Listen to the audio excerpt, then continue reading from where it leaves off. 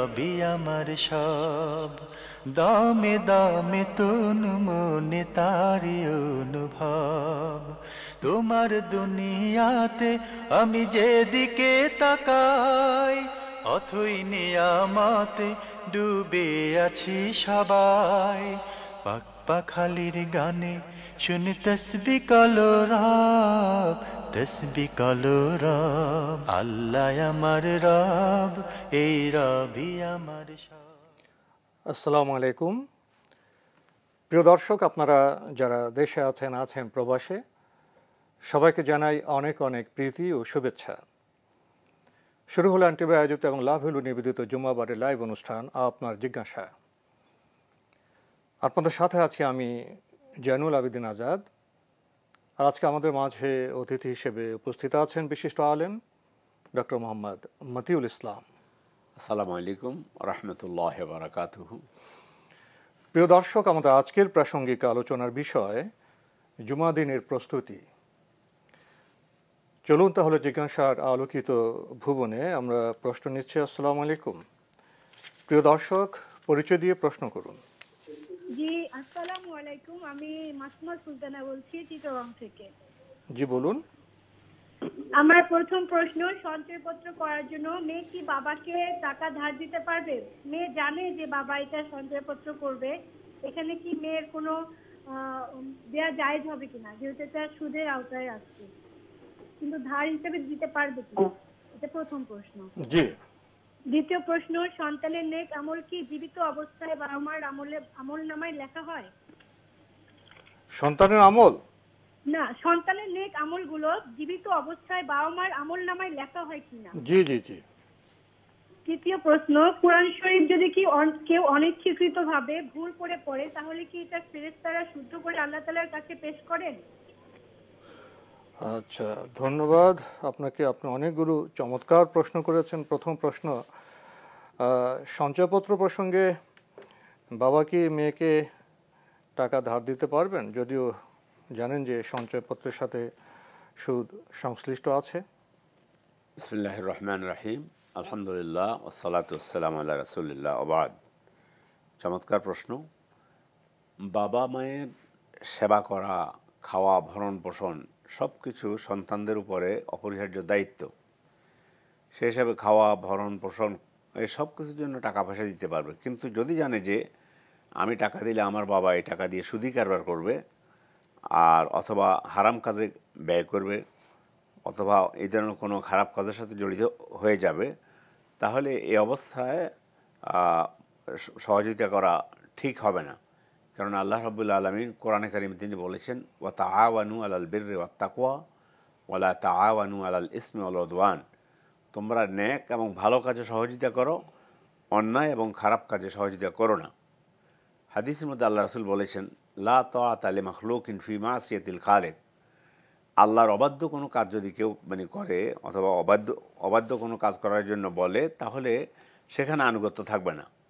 তবে আব্বা আম্মার সাথে সুন্দর ব্যবহার করতে হবে, ভালো আচরণ করতে হবে, ওনাদের খাওয়া, ভরণ পোষণ সহ যত সেবা সবগুলো দেবে।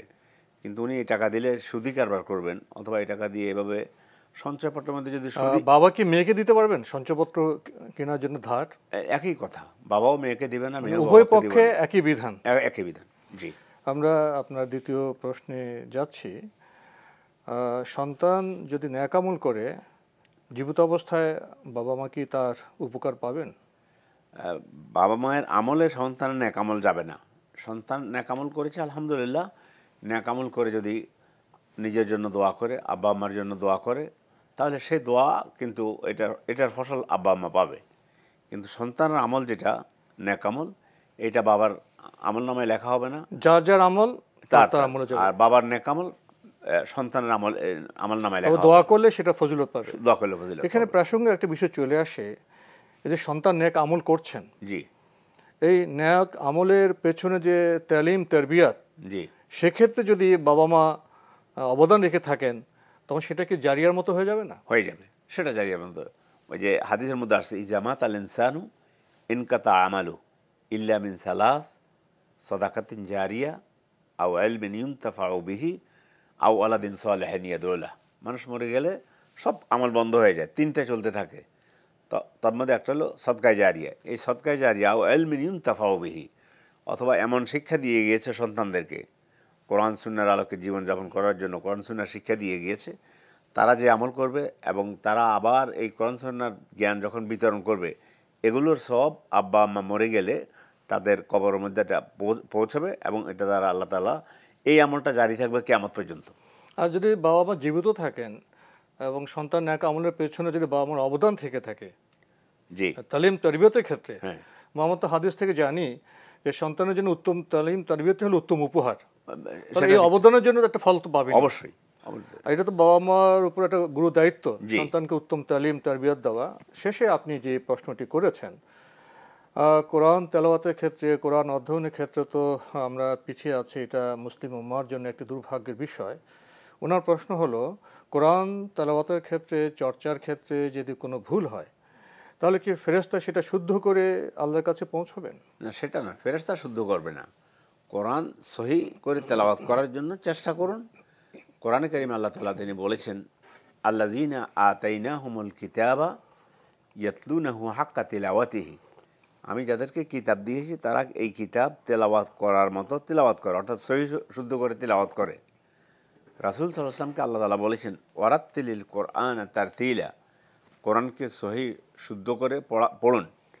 তো আমরা পড়তে গেলে তারপরেও যদি আমাদের কিছু ভুল ত্রুটি হয়ে যায়, ইনশাআল্লাহ আল্লাহ আশা করি আল্লাহ তাআলা ক্ষমা করবেন।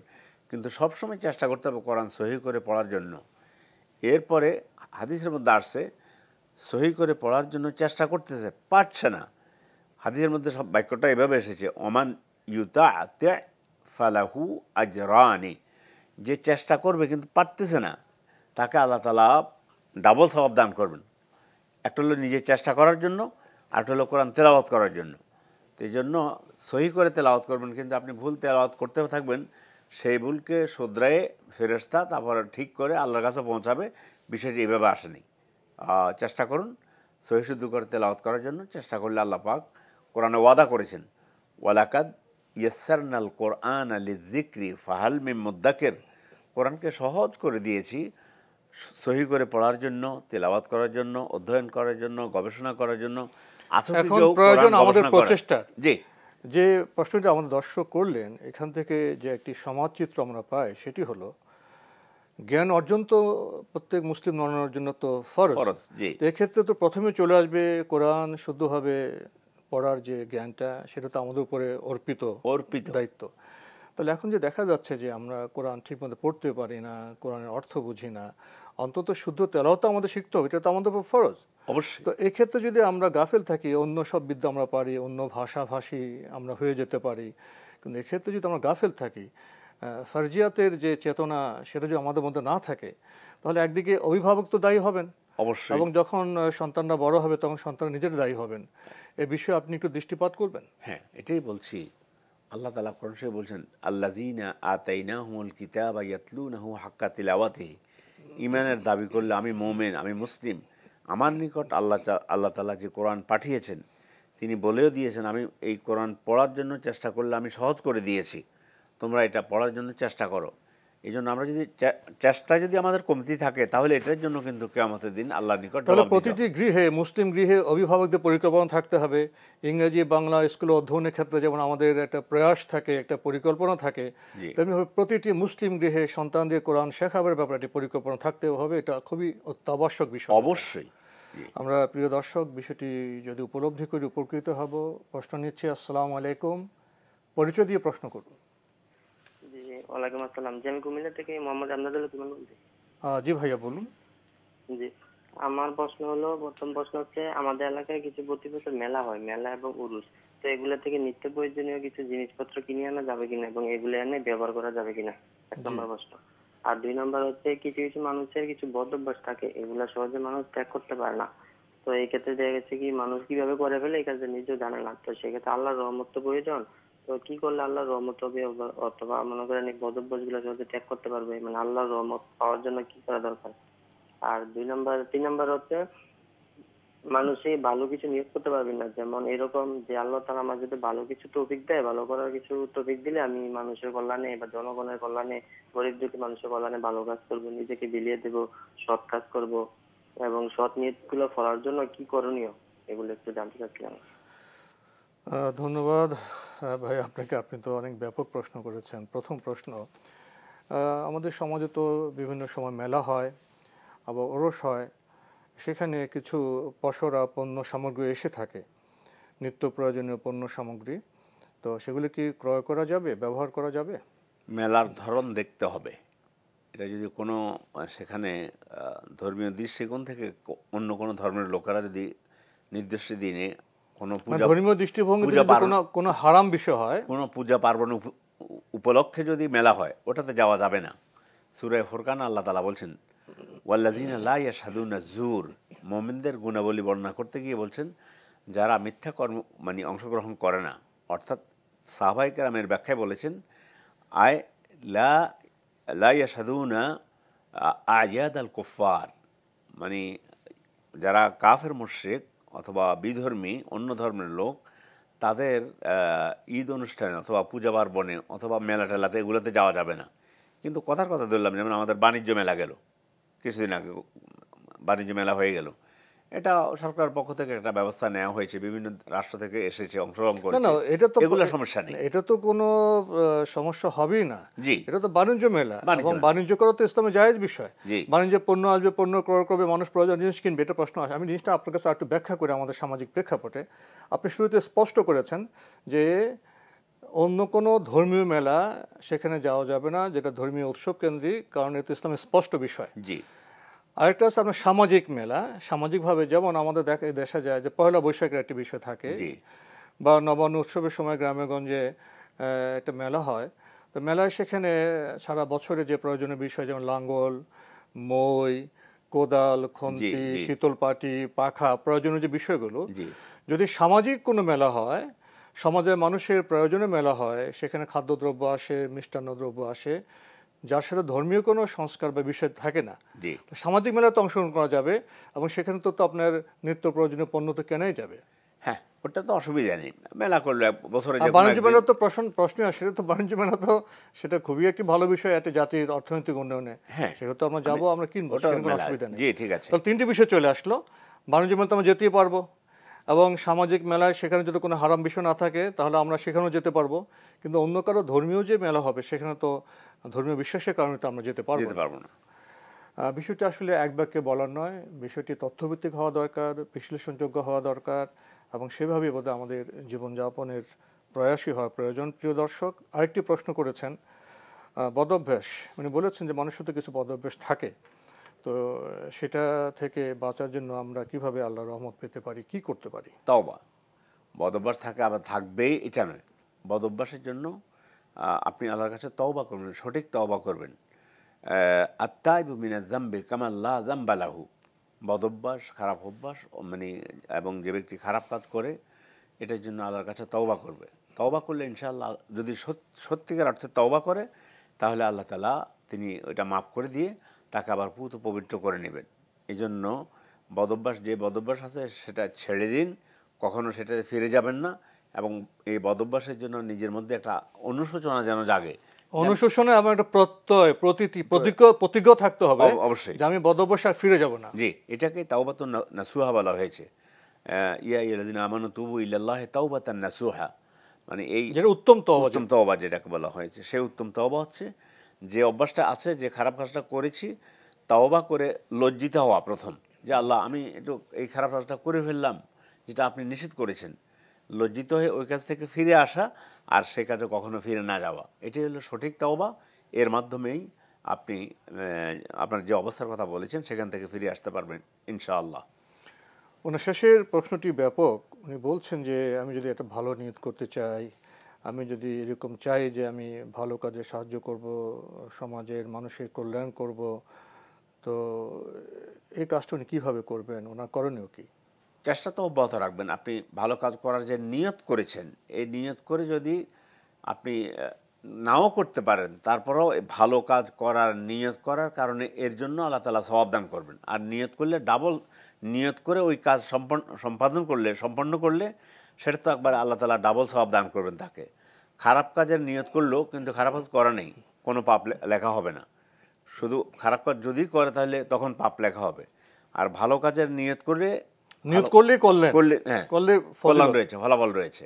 তো ভালো কাজ করার জন্য চেষ্টা করুন, মানে আপনার চেষ্টা অব্যাহত রাখুন। ভালো কাজ, সমাজের মধ্যে একজনকে কোরআন শরীফ পড়তে জানে না, কোরআন পড়ার ব্যবস্থা করে দিন। মসজিদ নেই, একটা মসজিদ করে দেওয়ার ব্যবস্থা করুন, ইনশাআল্লাহ। অভাবে আছে, অভাবীকে দান করা করতে পারেন, সদকা করা ইত্যাদি সবকিছুই আপনি চেষ্টা করুন, ইনশাআল্লাহ আল্লাহ করার জন্য আপনার পথকে সহজ করে দেবে। এবং আল্লাহ বলছেন যে ব্যক্তি আল্লাহকে ভয় করে চলবে এবং তার কাজগুলোকে আল্লাহ করার জন্য সহজ করে দেন। সূরা তালাকের মধ্যে আল্লাহ তাআলা বলেন। আমাদের লাইনে প্রশ্ন আছে, তবুও প্রাসঙ্গিক একটি বিষয় এখানে আপনার সামনে পেশ করতে চাই। এ ভাইকে তো ধন্যবাদ। আমাদের সমাজে আজকাল যে ভালো কাজ করা, মন্দ কাজ থেকে বিরত থাকে চেতনা যেমন লোপ পেয়ে যাচ্ছে, অথচ এগুলো শুধু সদিচ্ছা না, পবিত্র কোরআনে আল্লাহ মুসলিম জাতিকে উদ্দেশ্য করে বলেছেন, কুনতুম খায়রা উম্মাতিন উখরিজাত লিন-নাস তা'মুরুনা বিল মারুফি ওয়া তানহাউনা আনিল মুনকার ওয়া তু'মিনুনা বিল্লাহ। কিন্তু নির্দেশনা আছে যে ন্যায় কাজের জন্য আদেশ দিতে হবে, অন্যায় কাজ থেকে বিরত থাকতে হবে। এটা তো মুসলিম উম্মার প্রতি, মুসলমানদের প্রতি একটি নির্দেশ, সকলের দায়িত্ব। জি, সৎ কাজের আদেশ, এটা তো আল্লাহ বিশাল ব্যাপার। সৎ কাজের আদেশ করা, এটাও কিন্তু আপনি সমাজের উপকার করলেন, মানুষের উপকার করলেন, অসৎ কাজের নিষেধ করলেন। আল্লাহ তাআলা কোরআন শরীফে বলছেন যে সমাজের মধ্যে যদি একদল লোক এভাবে না থাকতো, অথবা একদল লোক সৎ কাজের আদেশ না থাকতো, তাহলে সে সমাজের লোককে ধ্বংস করে দিতেন। এই জন্য আমরা আর বিস্তারিত যেতে পারছি না, তবে জিনিসটা এরকম, এটা শুধু নফল বিষয় নয়, এটা ইসলামের নির্দেশনা যে আমাদের সৎ কাজ করতে হবে, ন্যায় করতে হবে, অন্যায়ের প্রতিরোধ করতে হবে। প্রিয় দর্শক, আমরা প্রশ্ন নিচ্ছি। আসসালামু আলাইকুম, পরিচয় দিয়ে প্রশ্ন করুন। আসসালামু আলাইকুম, আমি টঙ্গী থেকে মনিরুল ইসলাম বলছিলাম। ওয়ালাইকুম আসসালাম। জি ভাইয়া বলুন। আমার প্রথম প্রশ্ন হচ্ছে, 4 রাকাত ফরজ নামাজে সূরা ফাতিহা পড়া হয় এবং পরে 2 রাকাত যে নীরব নামাজের সময় অর্ধেক পড়া যাবে কিনা, যদি এরকম কোনো কোরআন হাদিস দ্বারা হুকুম থাকে। আর দ্বিতীয় প্রশ্ন হচ্ছে, জায়নামাজের যে দোয়া, এটা পড়া কি জরুরি কিংবা হাদিস দ্বারা এর কোনো আছে কিনা? কোনটা? জায়নামাজের দোয়া। জায়নামাজের দোয়া। জি, ধন্যবাদ আপনাকে। হ্যাঁ, প্রথম প্রশ্ন, 4 রাকাত বিশিষ্ট নামাজের শেষের 2 রাকাত যে নীরবে পড়ি, সেখানে কি ফাতিহা পড়া দরকার আছে?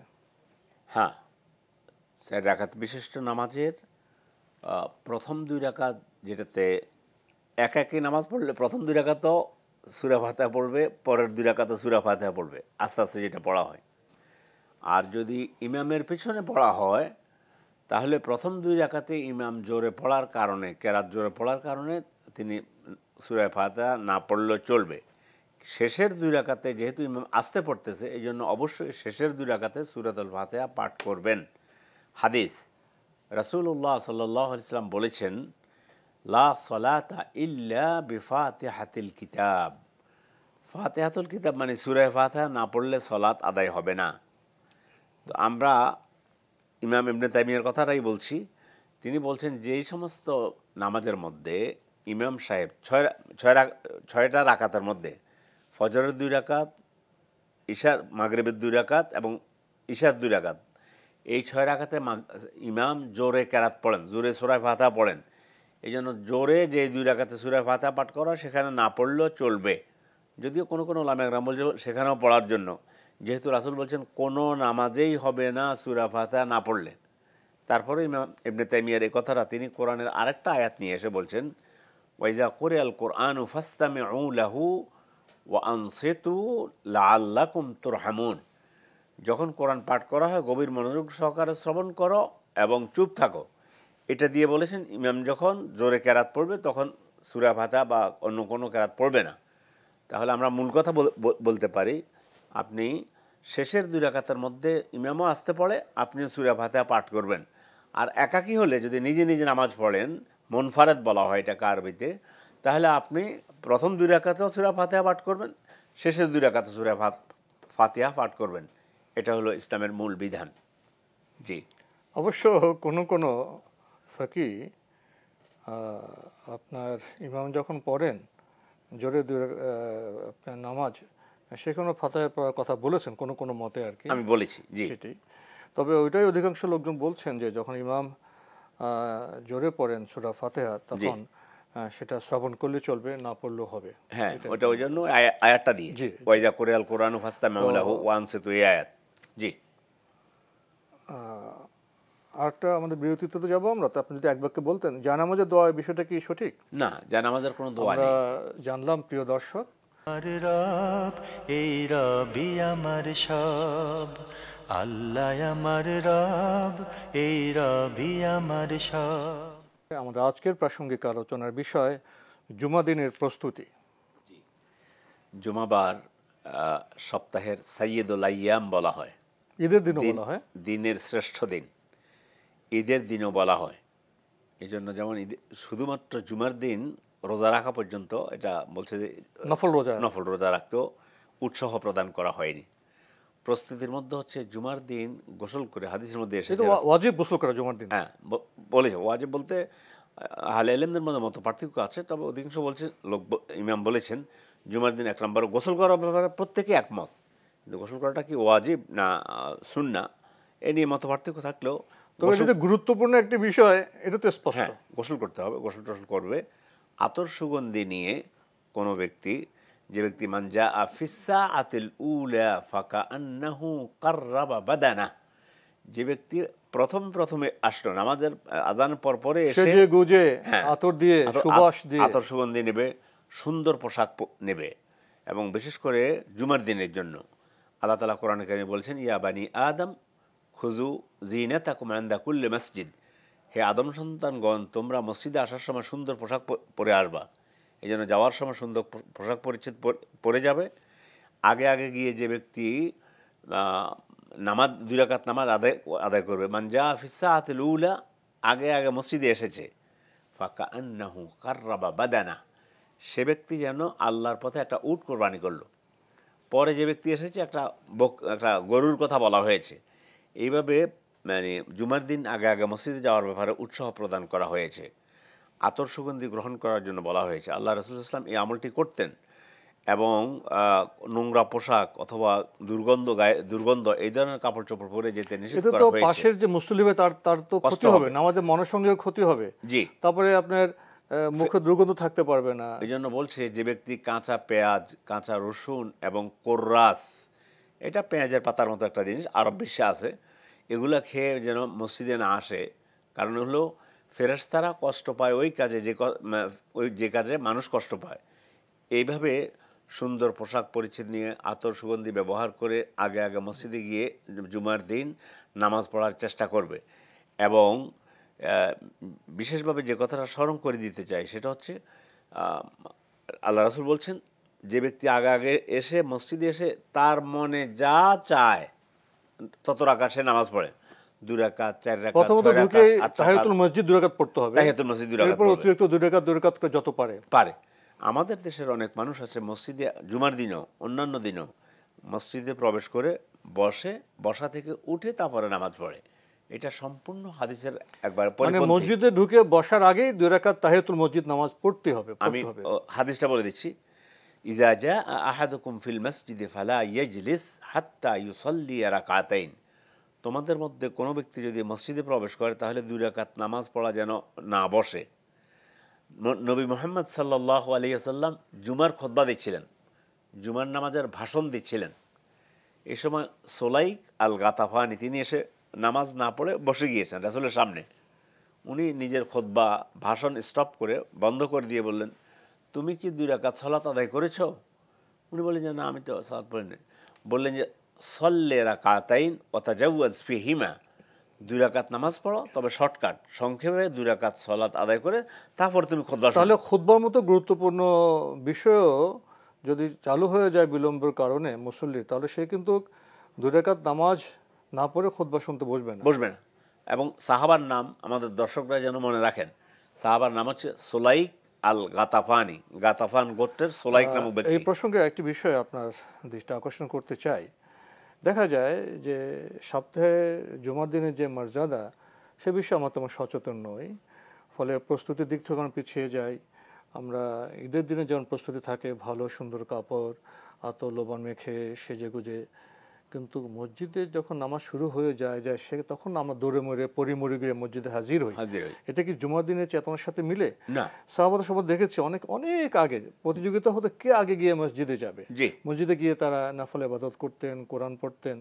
তো এদিক থেকে যে আমরা জুমার দিনের প্রস্তুতি না নিয়ে জুমার দিনে আগে যাচ্ছি না, এটা কি ঠিক হচ্ছে? এটা মোটেও ঠিক নয়। আপনি যে বলেছেন চমৎকার কথা বলেছেন, যে মানে এখন নামাজ দাঁড়াবে তখন দৌড়ে গিয়ে ইমামের সাথে গিয়ে একাত্র হয়।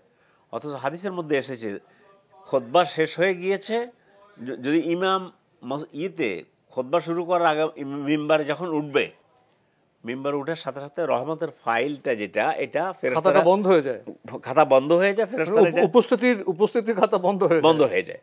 তো এই জন্য অবশ্যই আমাদেরকে মসজিদে আজান দেওয়ার সাথে সাথে মানে আগে আগে যেতে হবে। আগে যাওয়ার ফজিলতটা একটু আগে বলেছি। আল্লাহ রাসূল বলছেন, যে ব্যক্তি আগে আগে মসজিদে আসলো সেই যেন আল্লাহর পথে একটা উট কোরবানি করলো। অতএব জুমাবারের দিনের এই যাওয়াটা ঈদের দিনে ঈদের মাঠে যাওয়ার প্রস্তুতির মতোই জুমাবার দিন মসজিদে আসার জন্য আমাদের প্রাণটা মসজিদের সাথে লেগে থাকবে এবং যত তাড়াতাড়ি সম্ভব মসজিদে আসবো। আর আসলে আল্লাহ রাসূল যখন সহিহ হাদিসের মধ্যে বলেছেন যে এই ব্যক্তি যেন একটা উট কোরবানি করলো, তাহলে এটা বিশাল ব্যাপার। একটা উট কোরবানি করতে কত টাকার প্রয়োজন, গুরুত্বপূর্ণ বিষয়। আর জুমার দিনে যে দোয়া মোনাজাত কবুল হয় সেই প্রসঙ্গে সুযোগ হলে আমরা পরে আপনার সাথে ইনশাআল্লাহ কথা বলবো। প্রিয় দর্শক, আমরা প্রশ্ন নিচ্ছি। আসসালামু আলাইকুম, পরিচয় দিয়ে প্রশ্ন করুন। সালাম, আমি তাহমিনা খিলক্ষেত থেকে বলছি। জি বলুন। জি ভাই, টুপি পরা কি সুন্নত নাকি, মানে অনেকে প্রশ্ন করে আপনার ব্যাপারে। ও আচ্ছা, আর কোনো প্রশ্ন আছে? জি জি, মৃত ব্যক্তিকে গোসল করানোর পরে যে গোসল করাবে তার জন্য কি গোসল করে নামাজ পড়তে হবে নাকি গোসল না করেও নামাজ পড়া যাবে? আর একটা প্রশ্ন। জি জি, যে ওই এক হুজুর বলছে যে নবী সাল্লাল্লাহু আলাইহি সাল্লাম ফজরের সুন্নত নামাজে ছোট দোয়া পড়তেন, ছোট ছোট দোয়া পড়তেন, যেমন সূরা কাফিরুন আর সূরা ইখলাস। আবার 7 দিন আগে আরেক হুজুর বলছেন যে উনি সুবহে সাদিকের পর থেকে সুন্নত নামাজে দাঁড়াইতেন, ঘরে বড় কেরাত করতেন, তারপর মসজিদে গিয়ে ফরজ আদায় করতেন। তো এটা কি আমাকে একটু বলবেন? জি ধন্যবাদ আপনাকে। বোন, আপনি তো আমার টুপি পরা নিয়ে প্রশ্ন করেছেন, এই প্রশ্নের সাথে আমরা আগে অনেকবার পরিচিত হয়েছি। আসলে একটু হলো আমাদের সমাজে সামাজিক ধারণা, আরেকটা হলো আপনার ইসলাম সম্মত দলিল সম্মত ধারণা। আমার তো অনেক বন্ধু এরকম দেখেছি, নামাজ পড়ে না কেন, বলে টুপি নেই, তো নামাজ কীভাবে পড়বো। মানে যথা বিষয়কে আমরা যথাস্থানে রাখতে পারছি না, এক্ষেত্রে আমাদের জ্ঞানগত দূর্ণতা আছে। তো যে বলছেন যে টুপি পরাটা কতটা আবশ্যক, এটা কি সুন্নত না ওয়াজিব নাকি, এই প্রসঙ্গে। হ্যাঁ, এই প্রসঙ্গে আমি তাহলে চলে যাচ্ছি।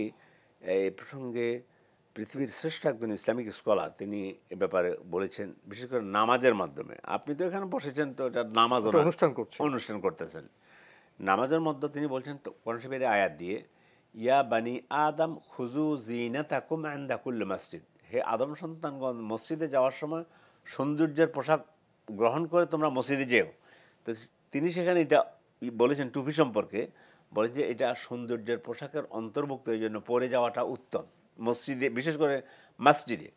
কিন্তু মানে টুপি নেই আমি নামাজ পড়বো না, যেটা আমাদের সমাজের কথা আপনি বললেন, এটা অত্যন্ত দুর্ভাগ্যজনক। নামাজের শর্ত না, এটা কোনো প্রশ্নই আসে না। টুপি পরে যাবো, আলহামদুলিল্লাহ, আমি টুপি পরে যাই, আপনাকেও আমি উৎসাহ দিব, অন্যকেও উৎসাহ দিব যে টুপি পরে মসজিদে যান।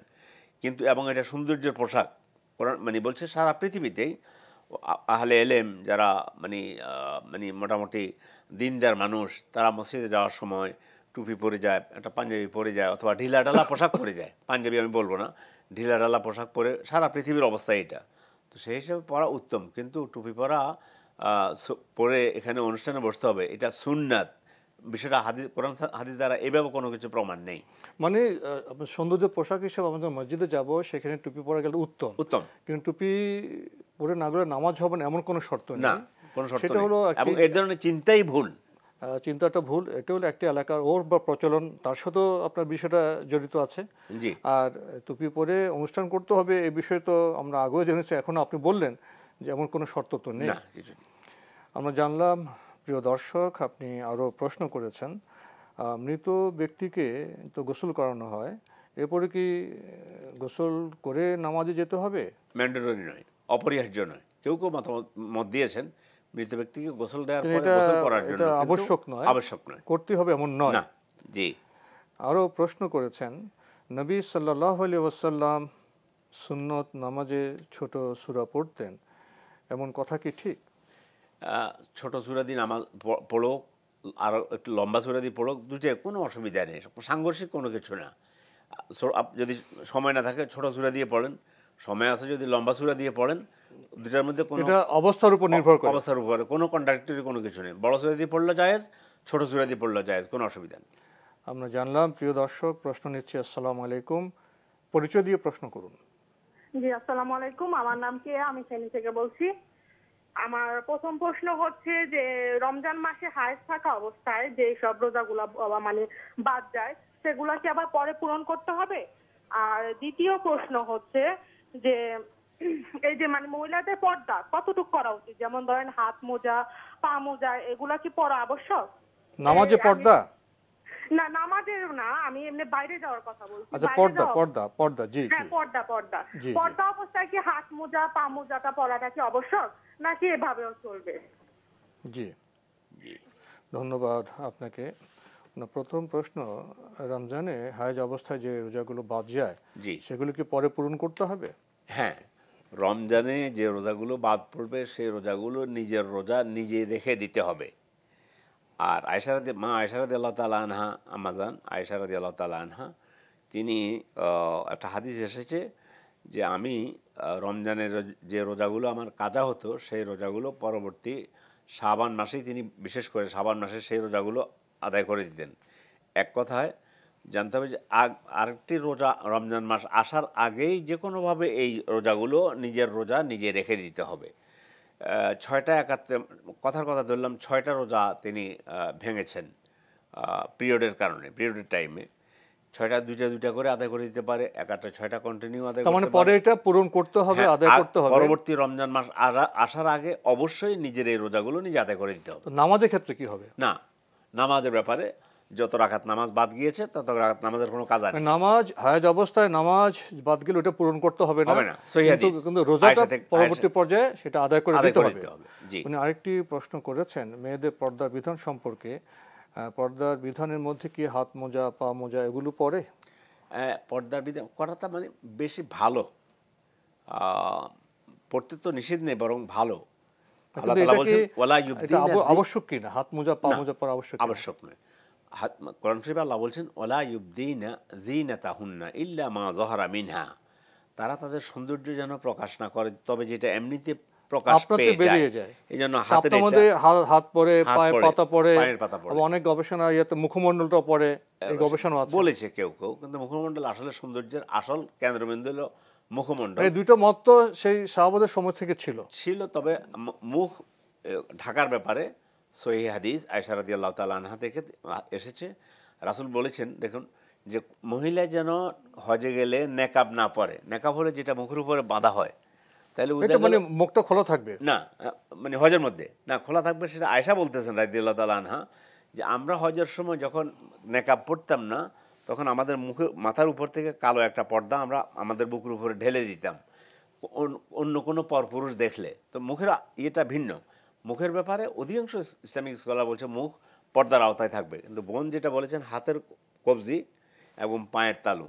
এই জন্য যদি আল্লাহকে ভয় করে এটা ঢাকেও তাহলে আলহামদুলিল্লাহ উত্তম, কিন্তু ঢাকা অপরিহার্য না, ঢাকতেই হবে, এটা মোজা পড়তে হবে এমনটি না, আবশ্যক বিধানের মধ্যে পড়ে না। আবশ্যক বিধানের মধ্যে কেউ যদি অতিরিক্ত সতর্কতা করতে চান সেটা তার নিজস্ব বিষয়, আলহামদুলিল্লাহ করতে পারে। আমরা জানলাম। প্রিয় দর্শক, প্রশ্ন নিচ্ছি। আসসালামু আলাইকুম, পরিচয় দিয়ে প্রশ্ন করুন। জি, আসসালামু আলাইকুম। ওয়ালাইকুম আসসালাম। আমার অনেকদিন ধরে ফোন দিচ্ছি, আমি লাইনে পাচ্ছি, খুব ধন্যবাদ। যে পীর কাকে বলে, কেন ধরবো, পীর ধরা কি যতটুকু আমাদের গুরুত্ব ধরতে হবে নাকি, একটু বিস্তারিত বলে খুশি হবে। আর টিভিতে দেওয়ানবাগের সম্বন্ধে এটা আসলে কতটুকু বাস্তবতা ধরবো না ধরবো না, এরকম জানতে খুশি হব। ধন্যবাদ আপনাকে। আপনি যে বিষয়ে দুটি প্রশ্ন করলেন, এটা আসলে আমাদের সমাজ জীবনের একটি বড় প্রশ্ন।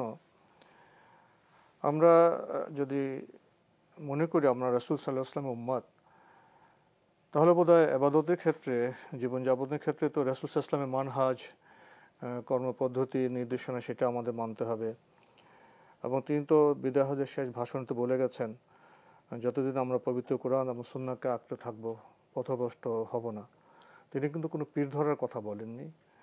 তো এই ভাইয়ের প্রশ্নের জবাবে কি বলবেন? হ্যাঁ, চমৎকার কথা বলেছেন। প্রথম পীর শব্দটার অর্থই করি।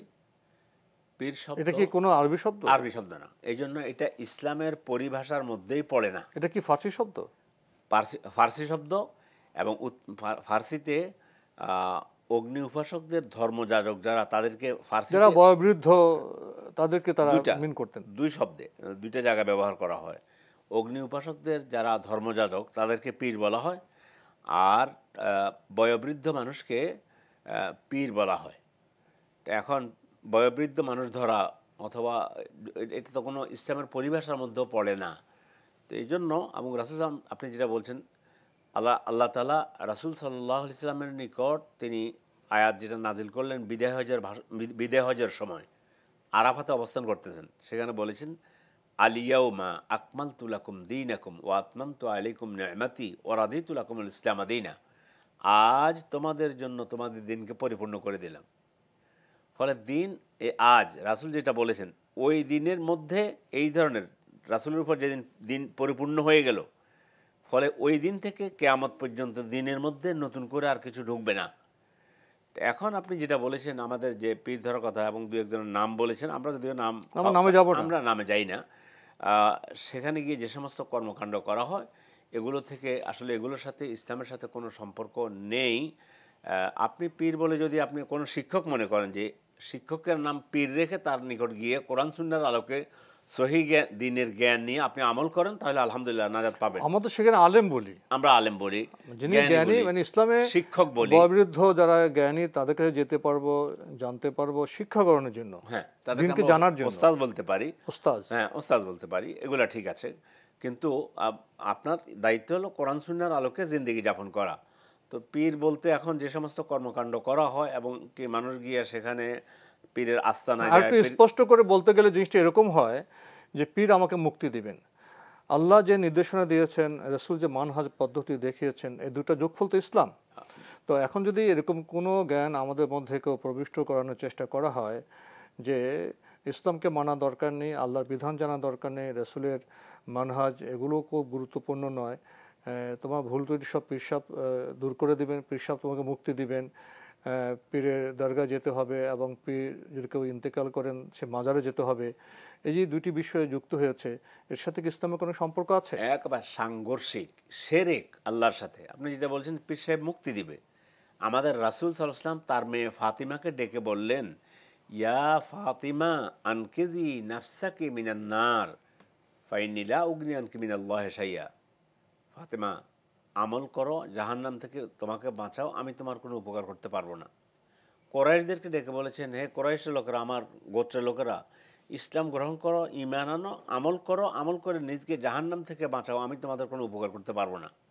ওনার চাচা আবু তালেব কোনো উপকার করতে পারবেন না, আল্লাহ বলে দিয়েছেন পারবেন না, যেহেতু দিনের উপরে মৃত্যু হয়নি। আমরা বিরতিতে যাব, এর আগে যদি এক বাক্যে একটি প্রশ্ন জবাব আপনি এভাবে দেন, যদি আমরা ইসলাম প্রসঙ্গে কথা বলি, মুসলিম হিসেবে কথা বলি, তাহলে তো এটাই তো সঠিক কথা, আল্লাহর বিধান মানতে হবে রাসূলের পদ্ধতি অনুযায়ী। জি, সেখানে তো কোনো অপূর্ণতা নেই। না, রাসূল ইসলামের বিদায় হজের ভাষণের সময় তো আল্লাহ আরশ থেকে যে আয়াত নাজিল করলেন, দিন আজকে পরিপূর্ণ, তাহলে দিনে কোনো অপূর্ণতা নেই, নতুন কিছু ঢোকাবার প্রয়োজন নেই। এর বাইরে গিয়ে যারা নতুন কিছু করতে যান, সে পীর নামে হোক, যে নামে হোক, সেটা বোধহয় বিভ্রান্তির পথ, সম্পূর্ণ বিভ্রান্তি এবং ইসলামের সাথে সাংঘর্ষিক। আল্লাহ আমাদেরকে এই সমস্ত কাজ থেকে হেফাজত করুন। প্রিয় দর্শক, আমরা কিছু গুরুত্বপূর্ণ বিষয় অবগত হলাম। রব এই রবি আমার সব, আল্লাহ আমার রব এই রবি আমার সব। আমাদের আজকের প্রাসঙ্গিক আলোচনার বিষয় জুমা দিনের প্রস্তুতি। একটু আগে আপনি জুমা দিনের প্রস্তুতি প্রসঙ্গে কতগুলো গুরুত্বপূর্ণ কথা বলেছেন। জুমার দিন ফজিলতের দিন, আমাদের সাপ্তাহিক ঈদের দিন, এবং জুমার দিন আমরা ভালো পোশাক পরে আতর মেখে সুবাসিত হয়ে আমরা আগে ভাগেই মসজিদে যাওয়ার চেষ্টা করব, সেখানে গিয়ে আমরা 2 রাকাত তাহিয়াতুল মসজিদ নামাজ পড়ব, এরপরে আরও নামাজ পড়ব। এবং জুমা দিনের তো একটি খুবই গুরুত্বপূর্ণ বিষয় হলো খুতবা। জি, খুতবা এটা নসিহত। তো খুতবা কি আপনার যে ভাষায় আরবি ভাষা দেওয়া হয় সেটা তো সাধারণ মানুষ তো বোঝে না। জি, তো খুতবার ভাষা কেমন হওয়া উচিত? হ্যাঁ, চমৎকার কথা বলেছেন। আল্লাহ তাআলা কোরআনে বলছেন, ওমা আরসালনা মির রাসূলিন ইল্লা বিলিসানি কওমিহি লিয়ুবাইয়িনা লাহুম। আমি যত নবী রাসূল পাঠিয়েছি তাদের নিজদের ভাষায়, যে জাতির কাছে পাঠিয়েছি তাদের ভাষায় পাঠিয়েছি, উত্তম রূপে ব্যাখ্যা করার জন্য, যাতে করে তিনি তাদের কাছে দিনকে ব্যাখ্যা দিতে পারেন। সূরা ইব্রাহিমের 4 রাকাত 4 নম্বর আয়াতে বলা আয়াতের হয়েছে। মধ্যে আল্লাহ তাআলা বলেছেন। তো আমাদের নবী মুহাম্মদ সাল্লাল্লাহু আলাইহি ওয়াসাল্লাম তিনি আরব জাতির কাছে এসেছেন, তার ভাষা ছিল আরবি, তিনি আরবিতে ভাষণ দিতেন। খুতবা ছিল 2টি, জুমাবার দিন। তো এখন আমাদের অবস্থা হয়ে গেল, যারা অন্যান্য ভাষাভাষী লোক, তাদের খুতবাটা কীভাবে হওয়া উচিত? তাদের খুতবা হওয়া উচিত প্রত্যেকের নিজের ভাষায় খুতবাটা হলো একটা ভাষণ। তো এই ভাষণটা তাদের ভাষায় দিবে, এবং তাহলে ওই রাসূলের সুন্নতের উপরে আমল হবে। রাসূল 2টা খুতবা দিয়েছেন। এখন আমাদের সমাজে যেটা দেখা যায় অনেকখানে, আলহামদুলিল্লাহ অনেক জায়গায় শুরু হয়েছে এখন খুতবা নিজের ভাষায়, বাংলা ভাষায় দেওয়া হয়। তো অনেক জায়গায় দেখা যাচ্ছে যে খুতবা 3টা দেওয়া হয়। একটা হলো প্রথমে আলোচনা করে বাংলায়, তারপরে এটা ইমাম সাহেবের নিজের একটা বক্তব্য দেওয়া হয়, তারপরে আবার ওই আরবিতে আবার খুতবা 2টা দেওয়া হয়। তাহলে খুতবা বলতে ভাষণ 3টা হয়ে গেল। তো উত্তম হলো ভাষণ হবে 2টা, আর প্রত্যেকের নিজের ভাষায় খুতবা। ভাষণ তো মূলত একটাই, 2টা পর্ব। হ্যাঁ, 2টা পর্ব। মানে আজান, মানে দ্বিতীয় আজানটা পরে যে খুতবাটা হয় ওটাই তো খুতবা। হ্যাঁ, আজানের পরে যে খুতবা ভাষণ হবে সেটাই খুতবা। মাঝখানে আল্লাহ রাসূল বসতে 2টা পর্ব হয়ে যায়। 2টা পর্ব। খুতবা তো একটাই, খুতবা একটা, মানে খুতবা একটা, 2টা পর্ব। তো এইটা হলে এখন আমাদের পর্ব হয়ে যাচ্ছে 3টা, এবং নামাজের আগে একটা, আজানের আগে একটা নিজের ভাষায় আজকের যে ওই যে বিষয়ে আলোচনা করবেন খতিব সাহেব, সেটা আলোচনা করে পরে আবার তো 2টা দেওয়া হয়। তো এটা এখন আজানের পরে, দ্বিতীয় আজানের পরে যে মূল খুতবাটা হবে, সেখানে তো আপনার মাতৃভাষায় উপস্থিতির বোধগম্য ভাষা খুতবা হবে, এবং খুতবার মূল বিষয় তো হবে কোরআন হাদিস কেন্দ্রিক। সেখানে আরবি, কোরআন তো আরবি টেক্সট আরবি হবে, বাংলা বুঝিয়ে দিবে, হাদিস তো আরবি তো হবে, বাংলা বুঝিয়ে দিবে। তো এতে তো কোনো সমস্যার কথা না, কোনো সমস্যা। এবং সমকালীন যে বিষয়গুলো আছে, আমাদের করণীয় কি, আমাদের পারহেজ করা কি দরকার, কোন বিষয় থেকে বেঁচে থাকা দরকার, সেগুলো যদি মাতৃভাষায় বোঝানো না হয়, তাহলে যারা উপস্থিত আছেন তারা বার্তাটা কোত্থেকে কীভাবে? পৃথিবীর বড় বড় স্কলাররা বলেছেন যে নিজের ভাষায় খুতবা দেয়া উত্তম। এটা পৃথিবীর বড় বড় স্কলাররা বলেছেন। যদিও আমরা এখনো পুরোপুরি আমলে যেতে পারিনি, তারপর আলহামদুলিল্লাহ শুরু হয়েছে আমল করা। আমরা আমাদের সমস্ত খোতাবা যারা আছেন, আইম্মায়ে কেরাম যারা আছেন, যারা খুতবা দেন, তাদেরকে বলবো যে আল্লাহ বলেছেন কোরআন শরীফের মধ্যে যে আয়াত, যে আমি প্রত্যেক নবী জাতির কাছে নবী পাঠিয়েছি তাদের ভাষায়, যাতে করে এটা তাদের কাছে বর্ণনা করতে পারে, স্বজাতির ভাষাভাষী করে পাঠিয়েছেন। এই জন্য বর্ণনা ব্যাখ্যাটা তারা সহজে বুঝতে পারে। এই জন্য খুতবা নিজের ভাষায় দেয় উত্তম, এবং নিজের ভাষায় দিলে জনগণ এখান থেকে উপকৃত হতে পারবে। আর আরবিতে যদি আমি বলে চলে গেলাম তাহলে তো জনগণ কিছু বুঝলো না। এই জন্য খুতবা দেওয়া উচিত নিজের ভাষায়, যে কোনো যার ভাষা যেটা সেই ভাষায় সে খুতবা দেবে, এটাই উত্তম। জি, আচ্ছা, আমরা প্রিয় দর্শক একটি গুরুত্বপূর্ণ বিষয়ে অবগত হলাম। আমরা প্রশ্ন নিচ্ছি। আসসালামু আলাইকুম, পরিচয় দিয়ে প্রশ্ন করুন। আসসালামু আলাইকুম। ওয়ালাইকুম আসসালাম। আমি ময়মনসিংহ থেকে নুরি আলম খান বলতেছিলাম। জি ভাইয়া বলুন। ইসলামী ব্যাংকে টাকা রাখা কি জায়েজ নাকি, এটা একটু জানার জন্য। আপনার কি আর কোনো প্রশ্ন আছে? না, ধন্যবাদ। প্রশ্নটি তো বেশ চমৎকারই মনে হচ্ছে। ইসলামী ব্যাংক, সেখানে টাকা রাখা জায়েজ না না জায়েজ? হ্যাঁ, ইসলামী ব্যাংকে টাকা রাখা জায়েজ, এবং তাদের স্লোগানে হচ্ছে আহাল্লাল্লাহুল বাইআ ওয়া হাররামার রিবা। আল্লাহ ব্যবসাকে হালাল করেছে এবং সুদকে আল্লাহ তাআলা হারাম করেছে। এই আয়াতকে চিন্তা করে একদল লোক চিন্তা শুরু করেছে, তাহলে আমরা সুদ থেকে বাঁচার কী উপায়। ব্যাংকিং ব্যবস্থা শুরু করেছে। ইসলামী ব্যাংকে আপনি যে টাকা রাখতেছেন, আপনার টাকা দিয়ে ব্যাংক ব্যবসা করতেছে, মুদারাবার ব্যবসা। পুঁজি দিচ্ছেন আপনি, জনগণ আর 10 জন মানুষ, হাজার হাজার মানুষ পুঁজি দিচ্ছে, ব্যাংক সেটা দিয়ে ব্যবসা করতেছে। লাভ লস হিসাব করে আপনাকে একটা লভ্যাংশ দিচ্ছে। এই জন্য এটা ব্যবসায় আপনি টাকা নিয়োগ করলেন ব্যাংকের মাধ্যমে, এবং মুদারাবা ব্যবসা হচ্ছে, এর মাধ্যমে আপনি টাকা রেখে সেই টাকা আপনার জন্য সম্পূর্ণ হালাল আলহামদুলিল্লাহ। এবং ইসলামী ব্যাংক এখন অনেকগুলো হয়ে গিয়েছে, শক্ত এবং মজবুত একটা শরিয়া বোর্ড আছে, তাদের নজরদারিতেই সমস্ত কাজগুলো ইসলামী ব্যাংক চেষ্টা করে শরিয়া ভিত্তিক কাজকর্ম করার জন্য। এই জন্য ইনশাআল্লাহ আপনি ইসলামী ব্যাংকে যদি টাকা রাখেন তাহলে আপনার এই টাকা লাভ যেটা আসবে সেটা খাওয়াও জায়েজ এবং টাকা রাখাও জায়েজ। আর উৎসাহ দেব আপনার সাথে অন্যান্য যারা সুদী ব্যাংকে মানে সাথে যাদের লেনদেন আছে, আমরা মনে করব যে সুদী ব্যাংকে লেনদেন করবেন না।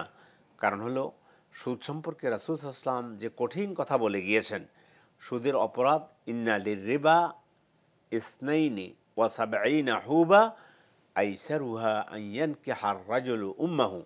সুদের ৭২টি অপরাধ রয়েছে, তার মধ্যে ন্যূনতম অপরাধ হচ্ছে মায়ের সাথে জেনা করার মতো। আর আল্লাহ রাসূল বলেছেন লাআনাল্লাহু আকিলার রিবা ওয়া মুকিলাহু ওয়া শাহিদাইহি ওয়া কাতিবাহু। আল্লাহর অভিশাপ সুদ যে খায়, সুদ যে দেয়, সুদ যে লেখে, সুদের যে সাক্ষী থাকে। অতএব সুদ থেকে বেঁচে থাকার জন্য আমরা মনে করব যে ইসলামী ব্যাংকগুলো যেগুলো প্রতিষ্ঠিত হয়েছে আলহামদুলিল্লাহ আমাদের জন্য এটা একটা নেয়ামত।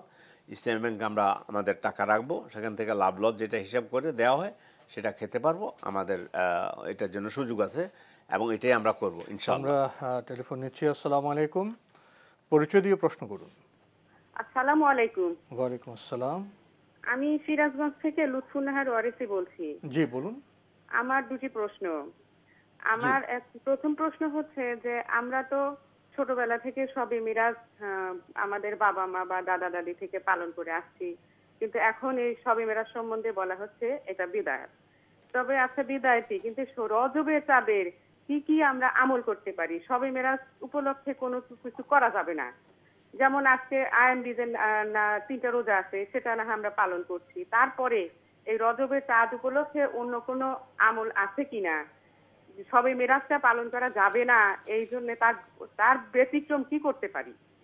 সবে মিরাজ তো করা যাবে না, করলে বিদআত হবে। এটা এই ভয়ে ওটা প্রশ্নটা পেয়েছি। আপনার কি আর কোনো প্রশ্ন আছে? হ্যাঁ, আমার আরেকটা প্রশ্ন হচ্ছে যে আমরা সব সময় পাই যে নবী রাসূলুল্লাহ সাল্লাল্লাহু আলাইহি ওয়াসাল্লাম বলেছেন জুমার দিনে বেশি বেশি দরুদ শরীফ পাঠ করো। তো আমরা তো মহিলা মানুষ, জায়নামাজে বসে হয়তো বা 100 বার পড়লাম, কিন্তু জায়নামাজ ছাড়া আমাদের অনেক কাজকর্ম করতে, আমরা কি জায়নামাজ ছাড়া আমরা দরুদ শরীফ পড়তে পারি অন্যান্য কাজকর্ম করতে করতে? কারণ হলো আমার মনে ভয় লাগে যে মনে হয় নবীজিকে অসম্মানজনক কোনো কিছু যেন করা হয়, সেজন্য আমি জায়নামাজে বসেই দরুদটা পাঠ করি। এইটার ব্যতিক্রম কিছু আছে কিনা? ধন্যবাদ আপনাকে। আপনি খুবই গুরুত্বপূর্ণ দুটি প্রশ্ন করেছেন। শবে মেরাজ সম্পর্কে আপনি বলছেন যে শবে মেরাজকে কেন্দ্র করে বিশেষ কোনো ইবাদত বন্দেগী আছে কিনা এবং সেগুলো করলে বিদআত হবে।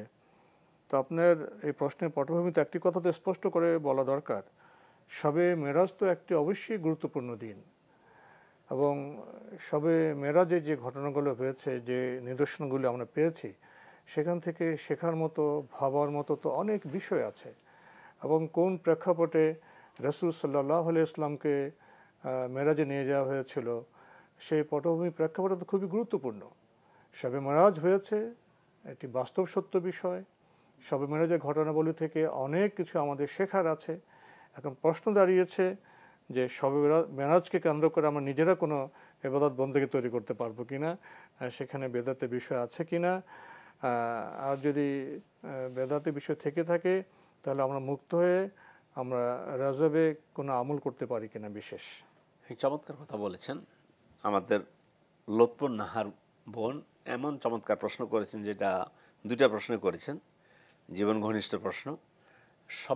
সবে মেরাজ মানে লাইলাতুল মেরাজ, আমাদের নবী মুহাম্মদ সাল্লাল্লাহু আলাইহি ওয়াসাল্লাম সশরীরেই তিনি তার রবের সান্নিধ্যে গিয়েছেন, এবং যখন নিয়েছেন তখন তিনি দাওয়াত দিতে গিয়ে বিভিন্ন প্রতিবন্ধকতার সম্মুখীন হয়েছেন। সব কিছু মিলে সান্ত্বনা দেওয়ার জন্য, সম্মান দেওয়ার জন্য আল্লাহ তার সান্নিধ্যে তাকে নিয়েছেন। সেই সময় তো আপনজনেরও তো ইন্তেকাল করেছেন। তো এই সব কিছু মিলে তো সেখানে গিয়ে আল্লাহ তাআলা তার উপরে 5 ওয়াক্ত সালাত ফরজ করেছেন।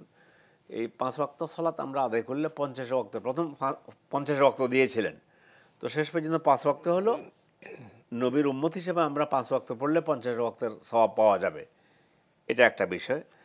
শবে বরাত শবে মেরাজের কোনো সুনির্দিষ্ট আমল আছে কিনা, না, রাসূল সাল্লাল্লাহু মেরাজে গিয়েছেন, সেখান থেকে আসার পর তিনি সংবাদ দিয়েছেন যে আমি মেরাজে গিয়েছি। কাফেররা বিদ্রুপ করলো, আবু বকর রাদিয়াল্লাহু তাআলা আনহু বিশ্বাস করলেন অকপটে যে আমার নবী, এই জন্য সিদ্দিক উপাধি পেলেন। তো আমাদের নবীর মেরাজে যাওয়াকে আমরা মানে অকপটে স্বীকার করে নেই, আমরা বিশ্বাস রাখি, আমরা ঈমান রাখি যে আমাদের নবী সশরীরে তিনি মেরাজে গিয়েছেন।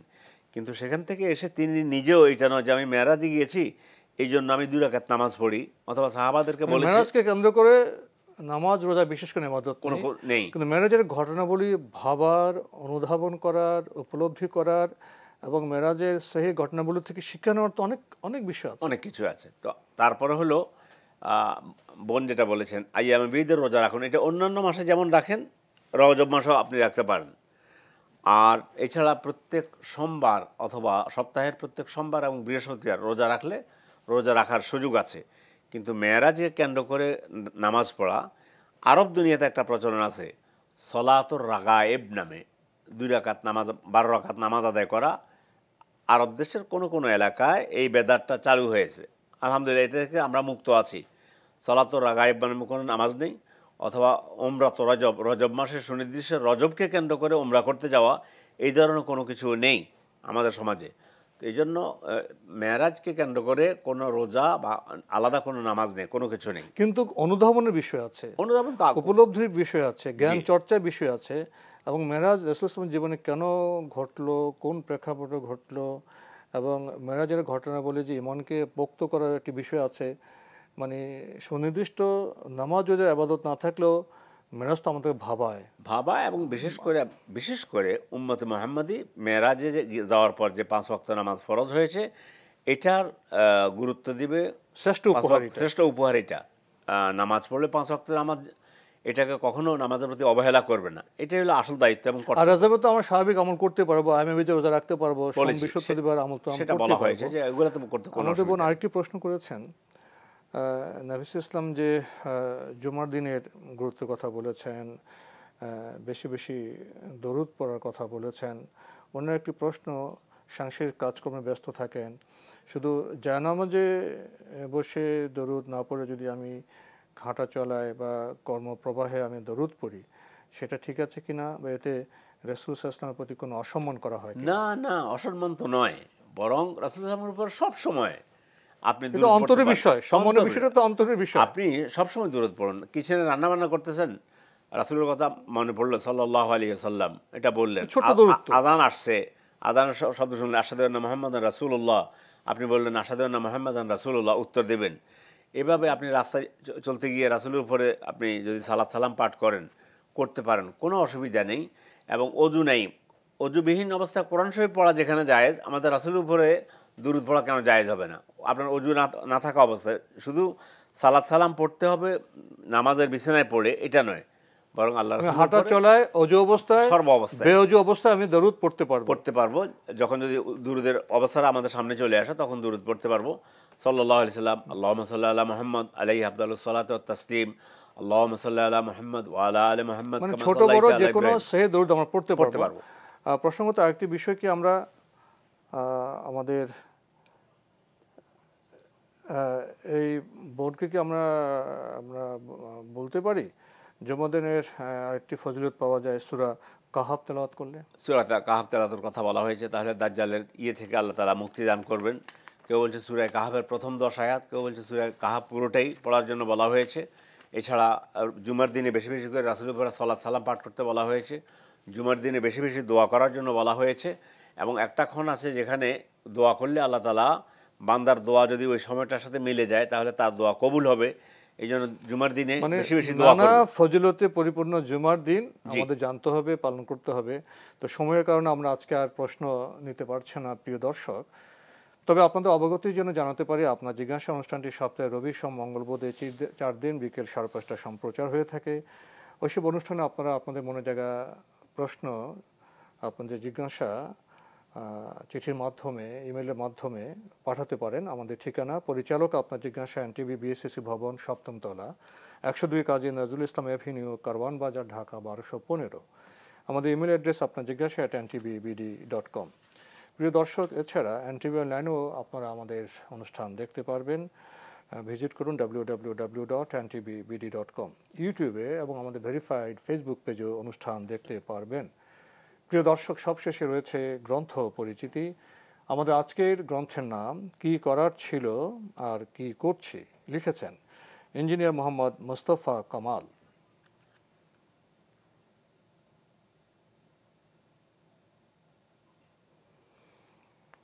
কি করার ছিল আর কি করছি এই গ্রন্থটি প্রকাশ করেছে আহসান পাবলিকেশন। এই গ্রন্থে রয়েছে দীর্ঘ সূচি।